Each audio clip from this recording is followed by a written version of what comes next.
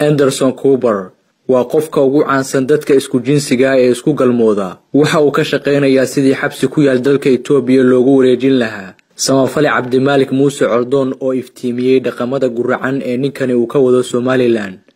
Jonathan Starr, asaasaha xarunta Abaarso, suxufiga khaniiska ee Anderson Cooper, iyo baadariyada Pastor Joy Iza oo ahayd haweeneydii bixisay amarkii ciidamada booliisku ay ku xireen Samafale Cabdimaalik Muuse Coldoon ayaa galabta u dhoofay magaalada Addis Ababa si dowladda Itoobiya ay ugala hadlaan suurtagalnimada in maxkamadda rayidka ee dowladda federaalku ay ka garnaqdo kiiska loo haysto Coldoon.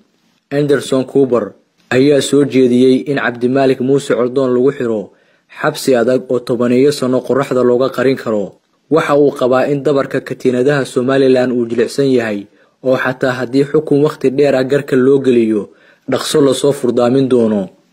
Waxa uu muuqdaa nin ku soo waayay arkay xarigii uu sanadka hor u maleegay Samafale Coldoon markaasoo maxkamadda Somaliland ay xukun 3 sano iyo bar garka u gelisay, balse la sii daayay markii uu xabsiga ku qaatay 1 sano iyo 2 bilood maadaama hay'adaha xuquuqul insaanka caalamka iyo saxaafaddu ay culays saareen xukuumadda Muuse Biixi Cabdi in nidaamka qabaliga uu ku xoog badan yahay Somaliland oo odayaasha dhaqanku ay dadaal gelinayaan in la soo daayo Coldoon iyo inuu yahay qof aan qarsoomi karin oo bulshadu ay u danaaninayso ayaa keentay in la qorsheeyo in samafalaha lagu xiro dalka Itoobiya.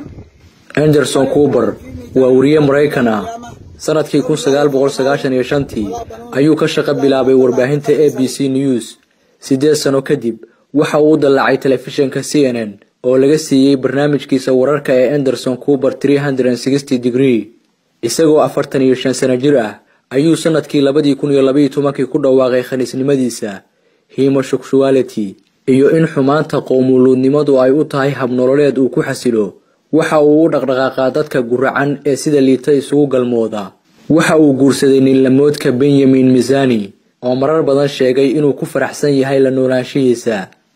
Dowladaha Sacuudiga iyo Kuwait ayaa dalkooda ka mamnuucay, waxaana hadda ka hor la joojiyay safar dalxiis oo uu ku tagi lahaa magaalada Jidda. Somaliland ayuu tagay 2017 kadib casumaad uu ka helay Jonathan Starr, asaasaha xarunta Abaarso. Xukuumaddii Axmed Maxamed Maxamuud Silaanyo ayaa si miisaan leh u soo dhaweysay, iyadoo wasiirkii hore ee warfaafinta Somaliland Ismaan Cabdullaahi Saxardiid Cadaani uu ku dooday inuu Somaliland caalamka barayo maadaama uu yahay suxufi caan ah.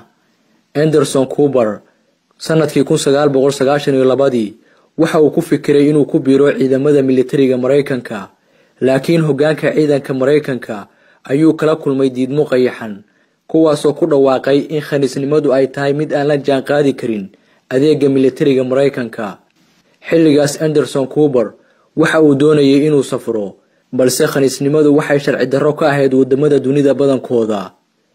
Dabayaaqadii 80meeyadii iyo horaantii 90meeyadii 2 gobol oo Mareykanka ka mid ah ayaa ogolaaday in lamaanayaasha isku jinsiga ahi ay iska diiwaan geliyaan iskaashiga gudaha, laakiin looma ogolaan inay isguursadaan. Waana sababta keentay inuu banaanka keeno dhaqankiisa guracan, taasoo uu u galay olole xoogan.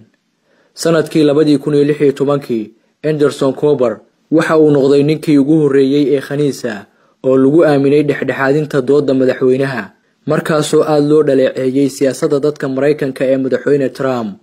Tan iyo markii la xiray Samafale Cabdimaalik Muuse Coldoon, fadeexo ayaa baraha bulshada ku qabsatay baadariyada Pastor Joy Iza, taasoo keentay inay dalka iskaga cararto. Waxayna geed dheer iyo mid gaabanba u fuulaysaa sidii Cabdimaalik Muuse Coldoon loogu xiri lahaa xabsi shisheeye oo ay aaminsan tahay inuu sharcigiisu adag yahay.